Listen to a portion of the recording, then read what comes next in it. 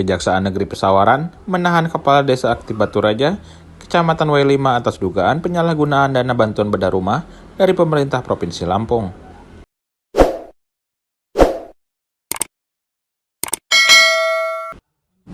Program yang disalurkan melalui Dinas Perumahan dan Kawasan Permukiman itu seharusnya memberikan bantuan senilai 20 juta rupiah per rumah, dengan rincian 18 juta rupiah untuk material dan 2 juta rupiah untuk ongkos tukang.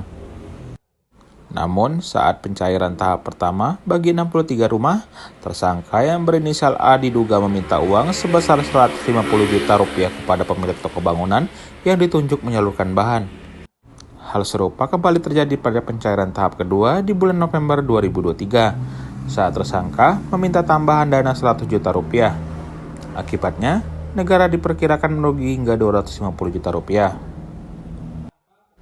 Warga penerima bantuan bahkan tidak bisa mengambil bahan bangunan karena dana di toko sudah tidak tersedia. Pekerjaan pun tidak berjalan maksimal.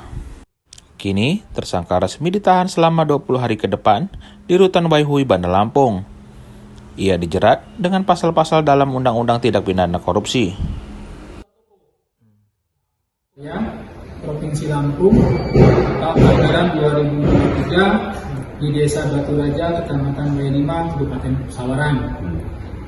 Dalam perjalanannya dan penyidikan ini, ya, berdasarkan hasil penyidikan, ya, hari ini tadi setelah kita ekspos bersama dengan para saksi dan para jaksa tim penyidik, kami telah menetapkan tersangka inisialnya A, ya, sebagai Kepala Desa Baturaja, Kecamatan W5, Kabupaten Pesawaran, yang bertanggung jawab dalam hal penyaluran dana tersebut, ya. Dari alat bukti yang kita dapatkan dari keterangan saksi dan keterangan ahli bahwa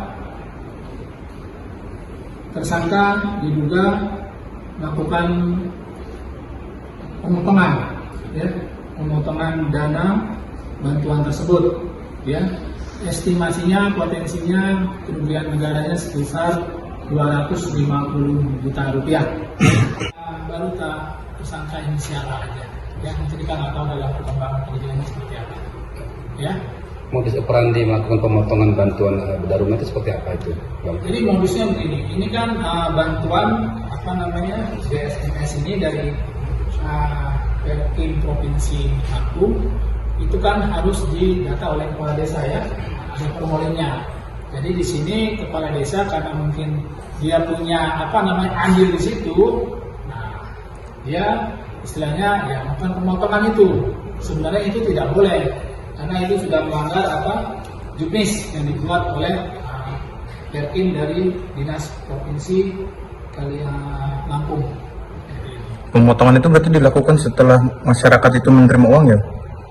Jadi uang itu kan masuk ke rekening. Jadi masyarakat itu membuat rekening. Nah, rekening dibuat di Lampung sini, Pesawaran. Terus setelah dana itu turun di sekitar akhir tahun 2023, ya. Nah, itu karena dana itu turun langsung ke mana, ke toko, ya.